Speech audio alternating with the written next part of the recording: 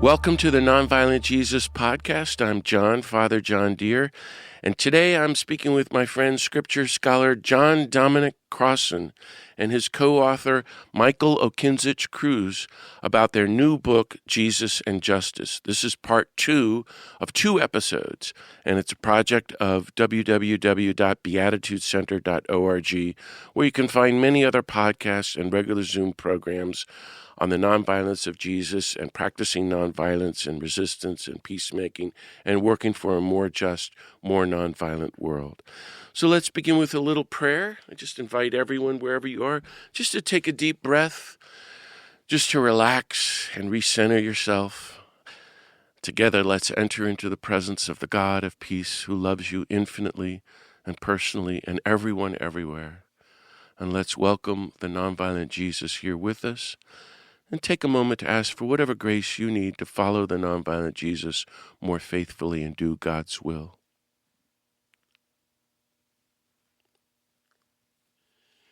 God of peace, thank you for all the blessings of life, love, and peace that you give us. Be with us now as we reflect together on the life of the nonviolent Jesus and follow him, working for a more nonviolent, more just world. Bless us, inspire us, disarm us, strengthen us, renew us, and send us out to do your will, to do our part, to resist and help end poverty, racism, greed, systemic injustice, war, empire, nuclear weapons, and environmental destruction, that we might be your holy peacemakers and welcome your reign of universal love and peace on earth in Jesus' name.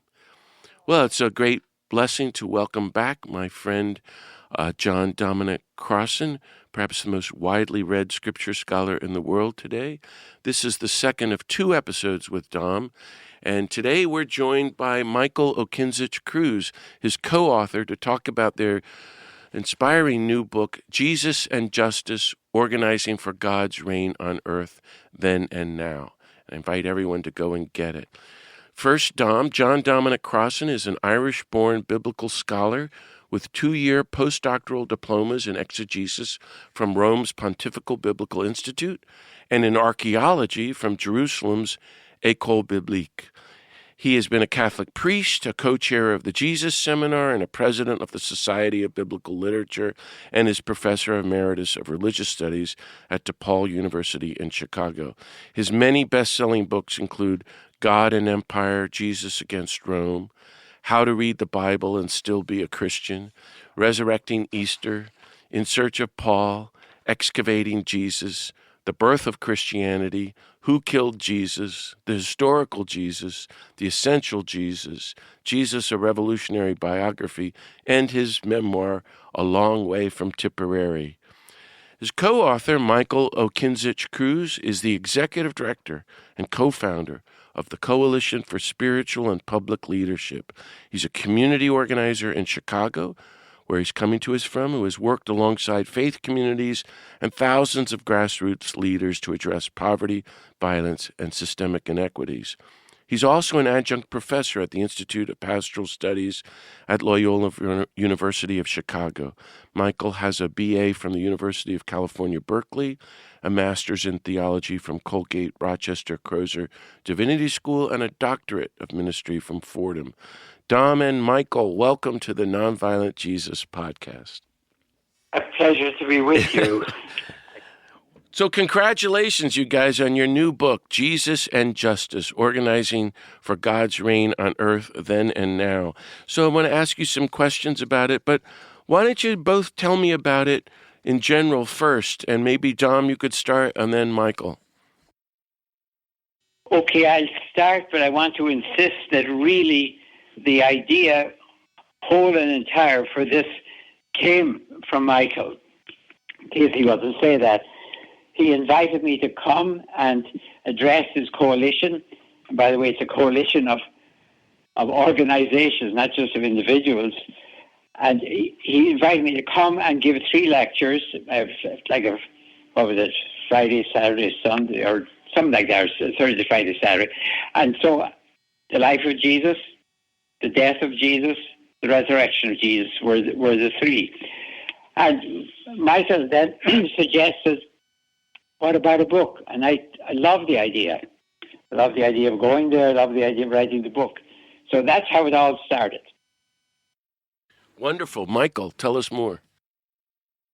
Well, I personally have long been a fan of John Dominic Crossan's work, and I started reading Dom's work over 10 years ago. I was in community organizing. Now it's actually been closer to 15 years. And as I was getting started in this work of faith-based organizing, one of the first books I picked up of Dom's was Jesus, a Revolutionary Biography.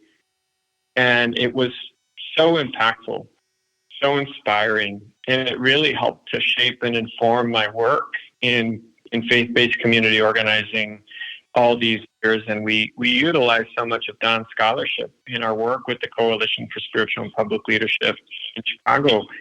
And after Dom came to join for our Congress in June 2024, I thought to myself, we really need to share this. We really need to share Dom's insights and do so in a way that's accessible and that offers a contemporary analysis as well, to invite people to reflect on the ongoing relevance of Jesus' nonviolent movement for God's reign and the ways in which there are so many parallels, certainly distinctions and differences, but parallels for people of goodwill and of faith who are committed to God's love and mercy and justice and nonviolence today, to live out what it means to follow Jesus. And that was really the inspiration for the book. And I'm so grateful to Dom that he was willing to co-author this together. It's wonderful. I'm very excited about it because I've been talking about Jesus and nonviolence, as you may know, for, 45 years. And I've always been saying Jesus is an organizer. And, I was a Jesuit for many decades, and they never taught us organizing in the novitiate, but I think it's kind of a requirement of discipleship. And here's your subtitle: Organizing for God's Reign on Earth Then and Now. So I love that you emphasize that Jesus organized a bottom-up, people power, grassroots, nonviolent movement, just like Gandhi and King. Michael and Dom, I always joke in my talks that, I hope you'll laugh, Jesus thinks he's Martin Luther King, to try to shake people up and give them a sense of what this, I think he's like. So talk to me about Jesus organizing a grassroots movement of poor, marginalized peasants from Galilee marching to Jerusalem to confront the Roman Empire's economic, political, and ideological domination of all the people. For me, over the last really 30 years, I've been giving many talks on Luke 10, saying that's just classic labor movement organizing. He sends 72 disciples out in pairs ahead of him as lambs into the midst of wolves to proclaim God's reign. So talk about that and then the parallels for today. And maybe, Michael, you could start us off, and then Dom, you can pick up. Absolutely. I think one of the more compelling parts of the book that we've gotten a lot of feedback on has been the section that speaks to the radical transformation via a process of rapid commercialization of the Sea of Galilee into Lake Tiberias. And that has really captured people's attention because it demonstrates in a very concrete way Jesus' humanity, his attentiveness, his moral outrage, his awareness, his also his courage and willingness to go to where the action was, to go really where the pain was most acute. And understanding the political backdrop of the radical commercialization and rapid transformation of the Sea of Galilee is really helpful for people to understand in terms of the political maneuvering, in the ways in which Herod Antipas made this decision. Really, it appears as a way of garnering favor with Emperor Tiberius, because of his lust for power, his desire to expand his territories, his unwillingness to be satisfied with the third of his father's territories that he inherited.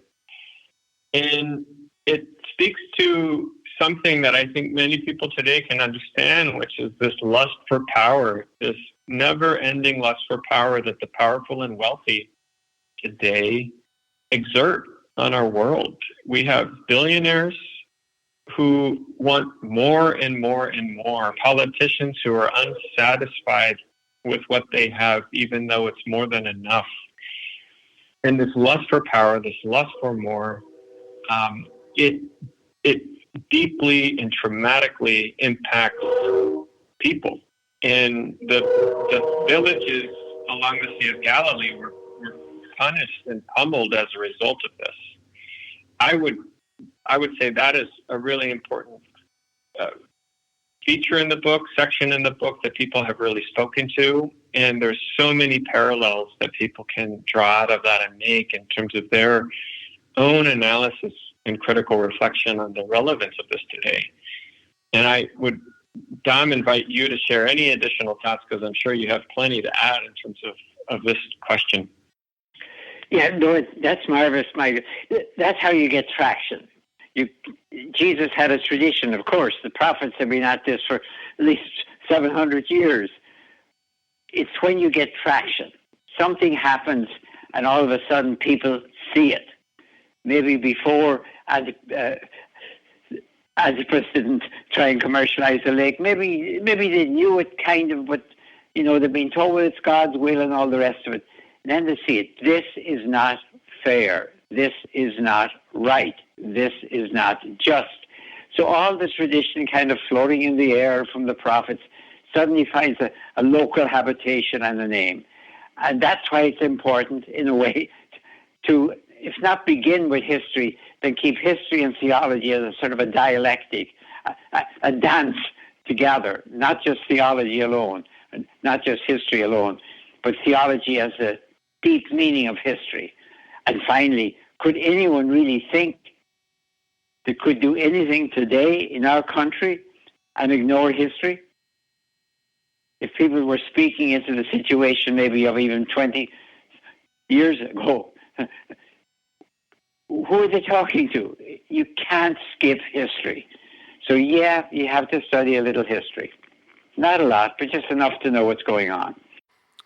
Well, it really helps us understand who we claim to be following. And so you're saying that Jesus is very aware of the concrete political consequences and imperialism and greed there at the Sea of Galilee. It's not just randomly picking out, I guess I'll call on these fishermen, but their lives are being destroyed as the very poorest of the poor. And he's building a movement, and then they're going to march to Jerusalem.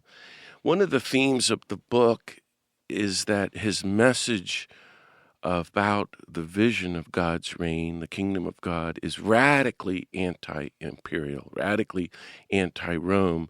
And the flip side is calling for the kingdom of God is a completely different, egalitarian, justice-centered, nonviolent way of living, completely opposed to the reality now. And that's what we're here for, and that's what we want. Talk about that and how we can pursue that radical anti-imperial vision today, here in this moment that the empire is moving into full-on fascism and tyranny and white supremacy and, beyond our comprehension, permanent warfare, the nuclear threat, and environmental destruction. So, Dom, do you want to start us first, and then I'll ask Michael to pick up? I'd like Michael to start this time. Go ahead, Michael. Is that right, Michael? Sure, of course. Wonderful question. I think as it relates to the work I'm involved in Chicago and Illinois with the Coalition for Spiritual and Public Leadership, what Dom shared with regards to traction, and traction being the confluence of Jesus' recognition of the pain and suffering that the commercialization and the rapid transformation of the Sea of Galilee into Lake Tiberias is causing. What we mean by that is that people were ready for something because the pain and suffering that they were enduring and experiencing, as Jesus came to them, not only was Jesus speaking to something that was deeply and profoundly spiritual in nature, but Jesus' teachings had much to do about their lived realities in that very moment.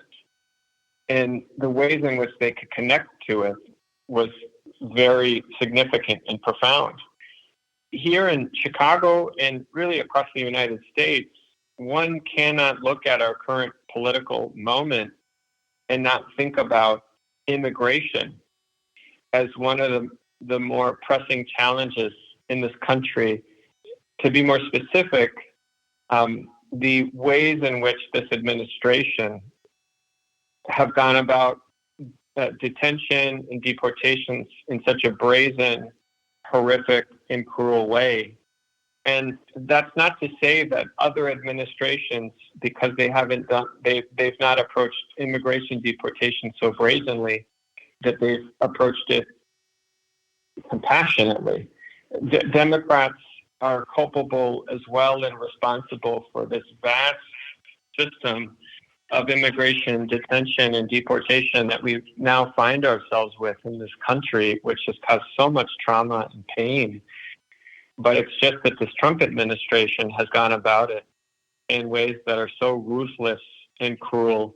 Here in Chicago, we recently endured, during the fall, the height of Operation Midway Blitz, which the Department of Homeland Security continues to claim is still an ongoing operation. But we had several hundred immigration and Border Patrol agents deployed to Chicago and the suburbs. It felt very much like a war zone. Depending on what neighborhood you were in, you could encounter ICE agents and Border Patrol agents roaming the streets, deploying tear gas, pepper balls, pepper spray, arresting ordinary citizens, picking up people because of the color of their skin, the way they looked. The racial profiling was rampant.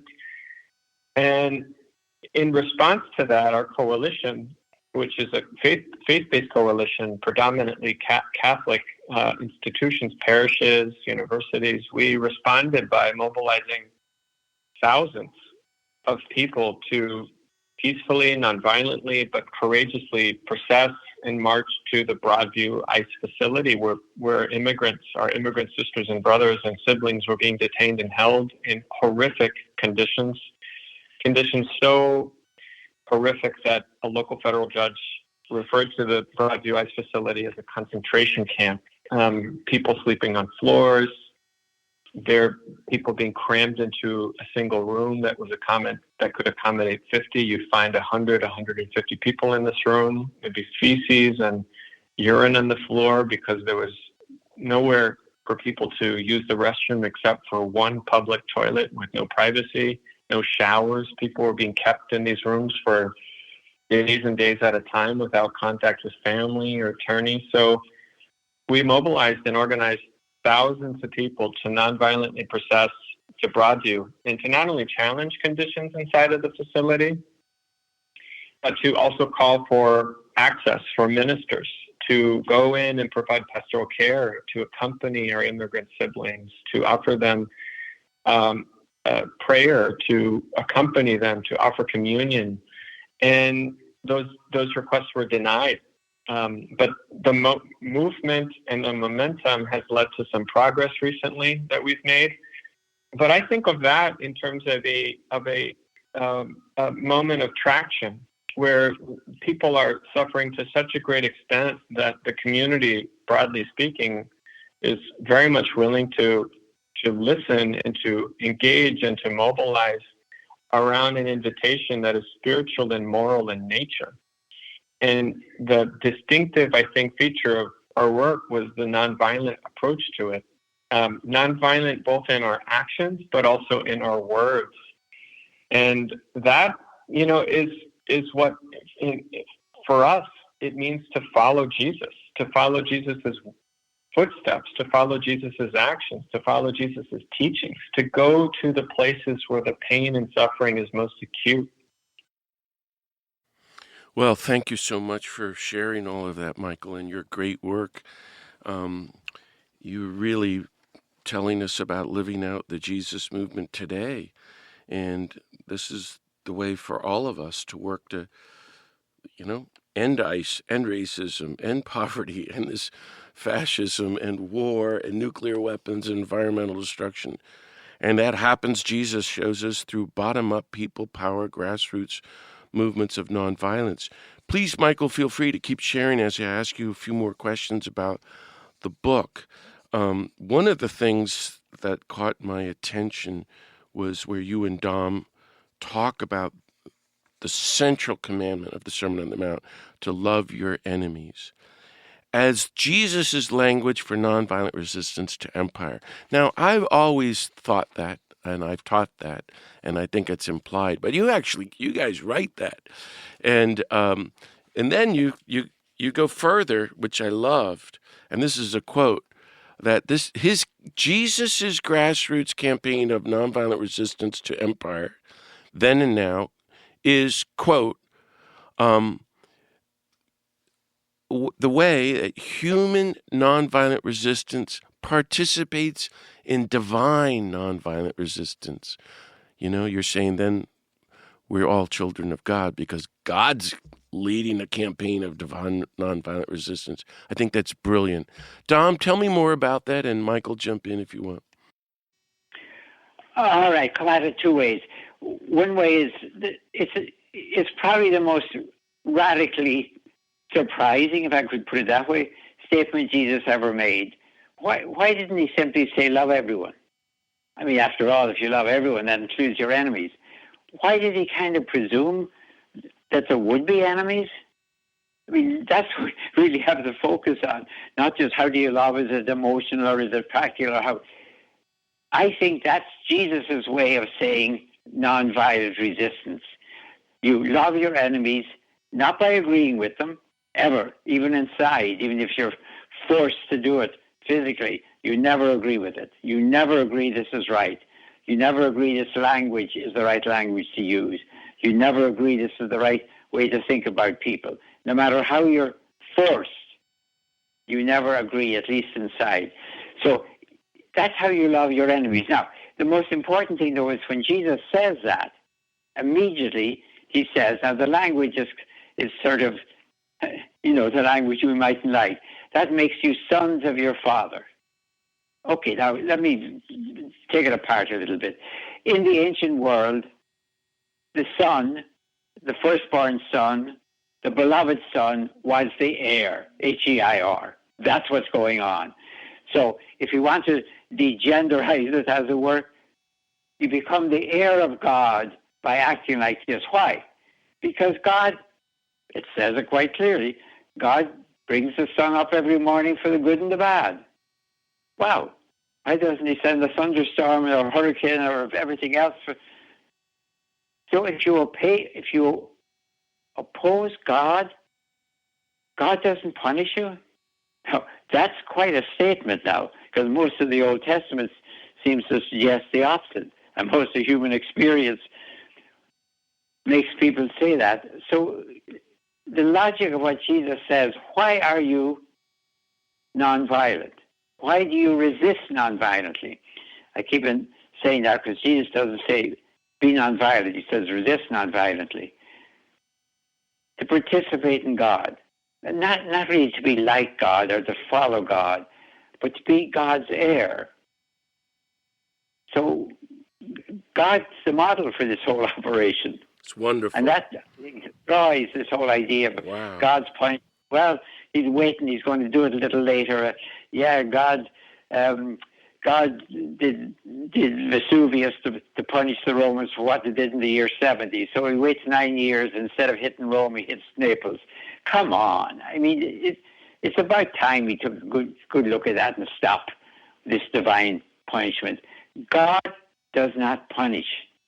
We punish ourselves because God has made us as we are and we don't get away with it. That's why awful things happen, because we are sometimes awful people. But the other thing that you're saying is God is nonviolently resisting our empire and killing and all this injustice, and wants us to be part of it, to carry it on.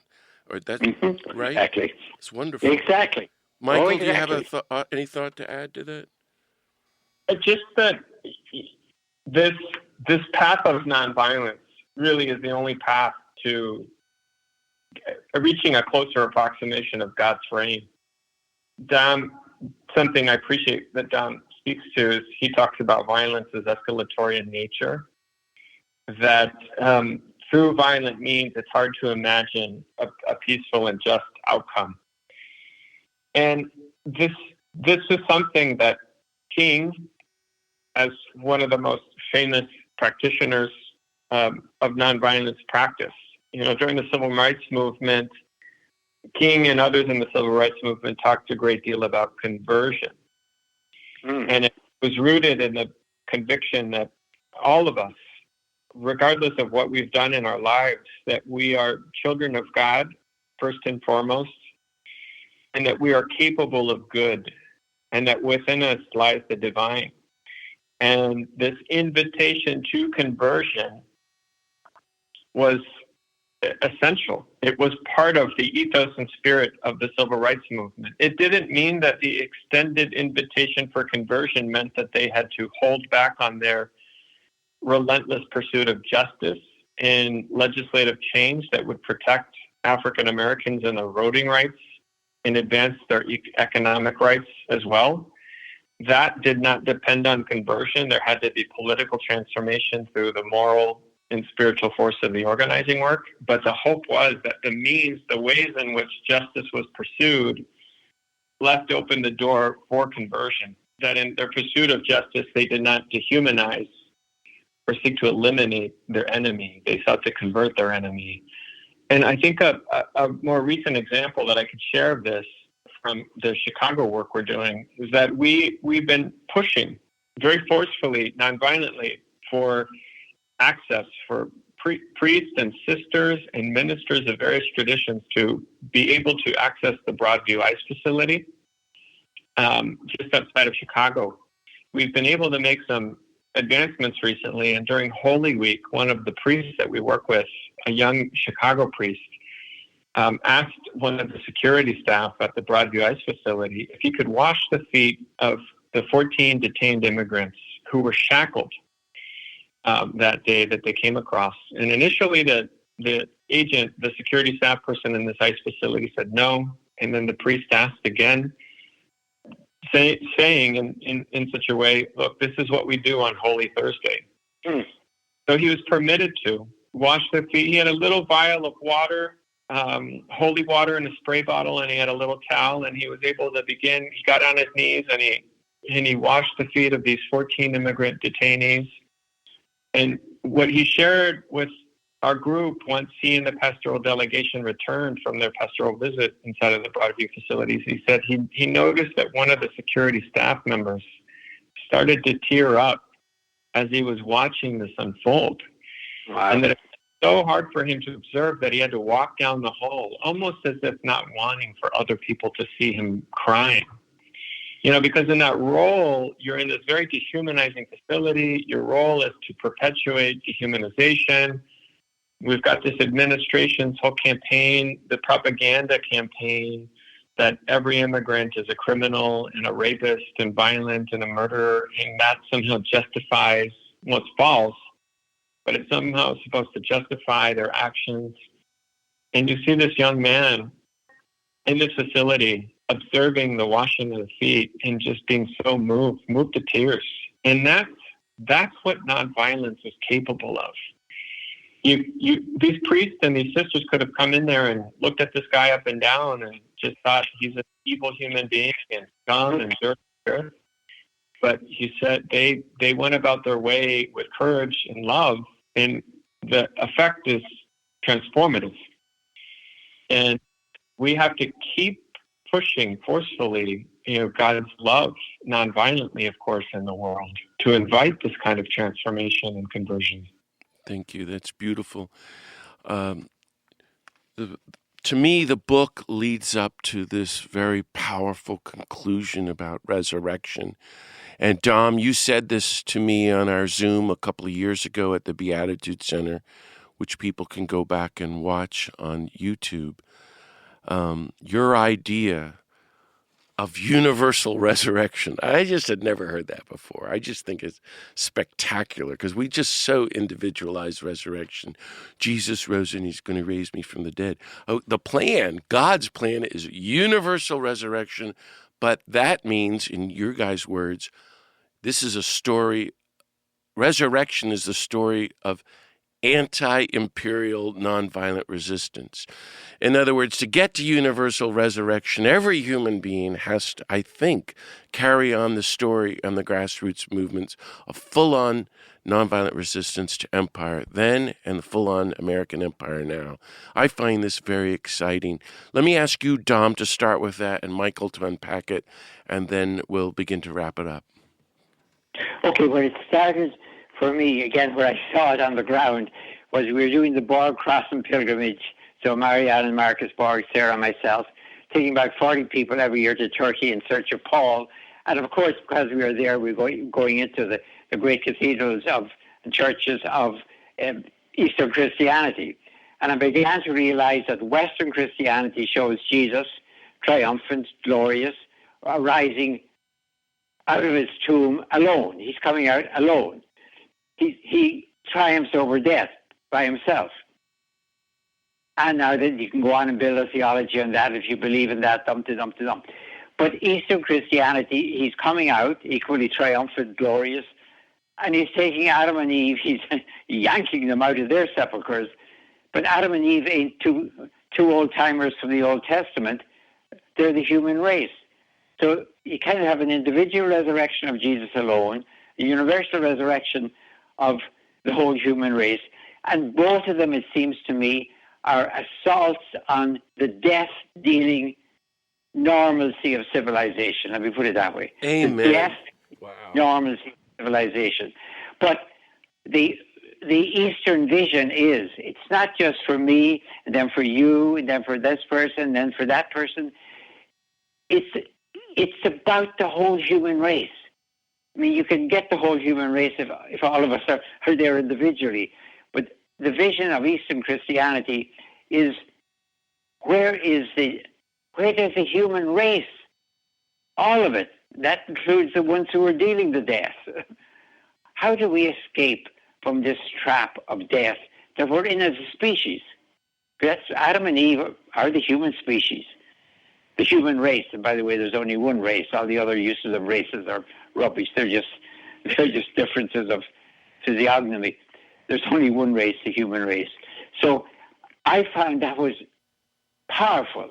Yeah. And I would like every Christian, if they have two images, have one of the Western resurrection and one of the Eastern resurrection. Put them side by side, preferably painted by the same artist or sculpted by the same artist, and just look and think what it means. Terrific. Thank you. Michael, take up from there.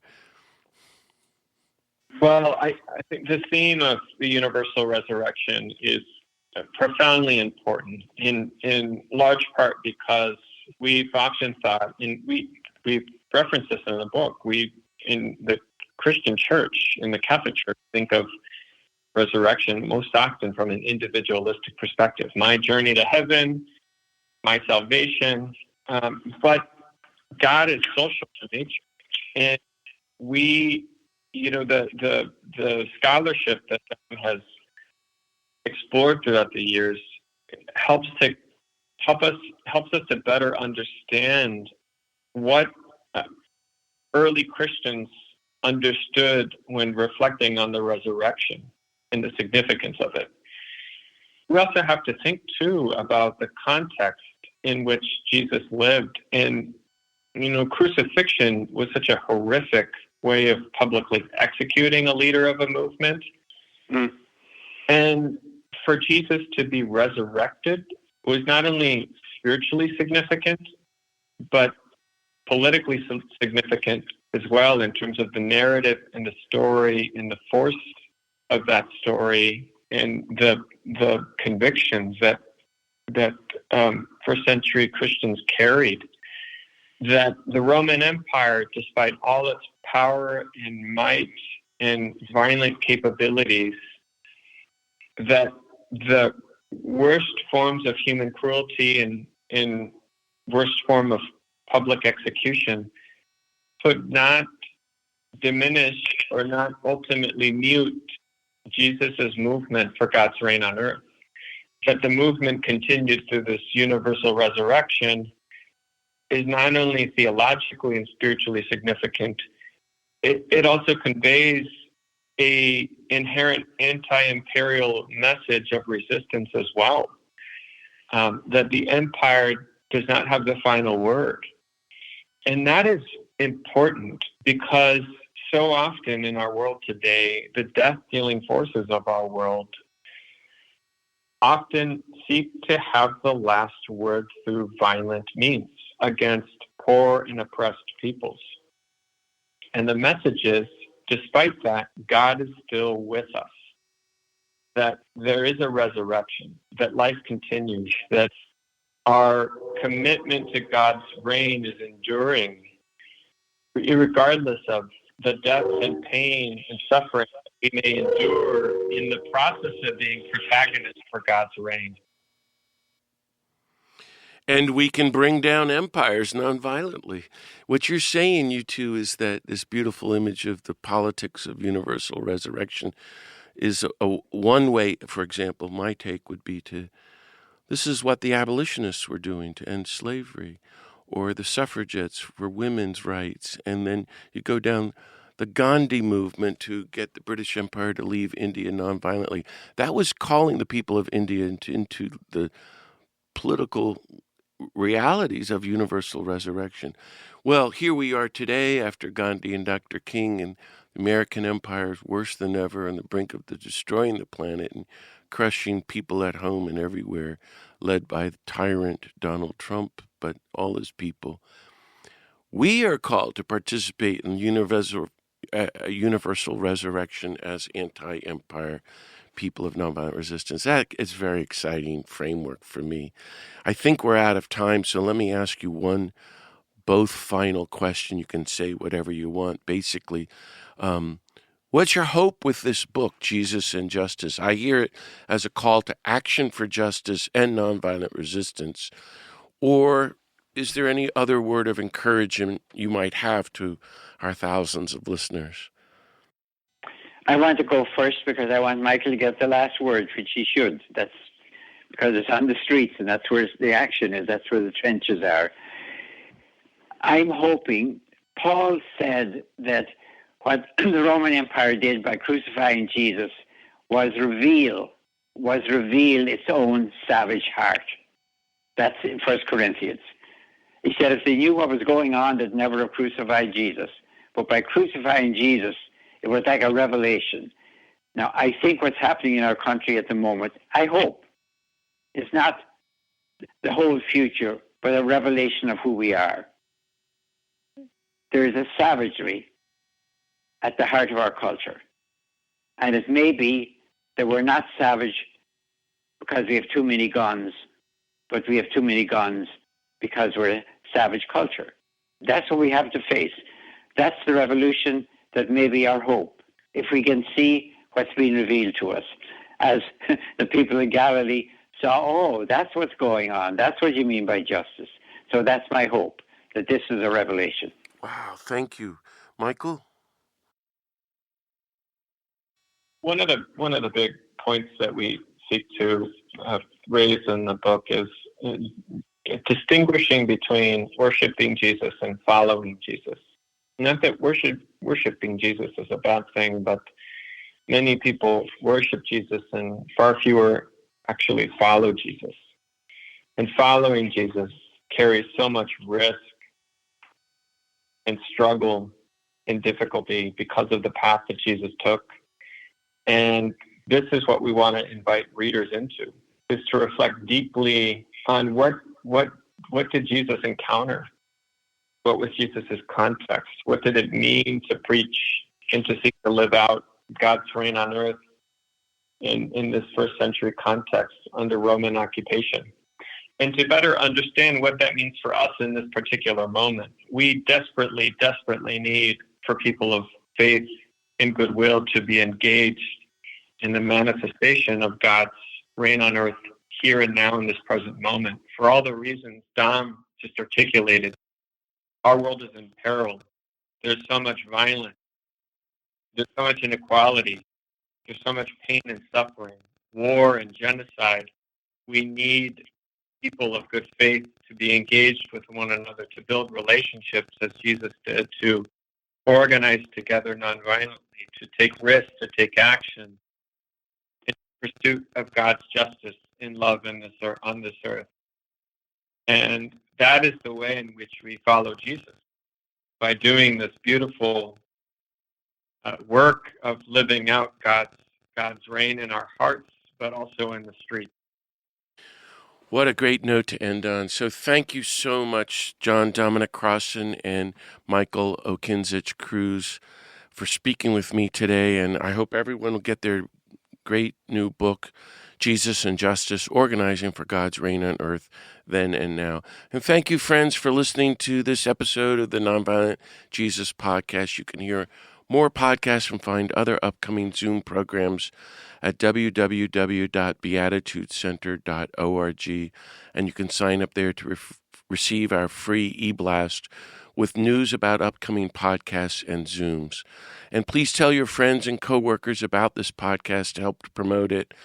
And I hope you also consider getting my own new book, Universal Love, Surrendering to the God of Peace, which is about the political implications of doing God's will. If you're on Substack, you can look for me at Father John Deere.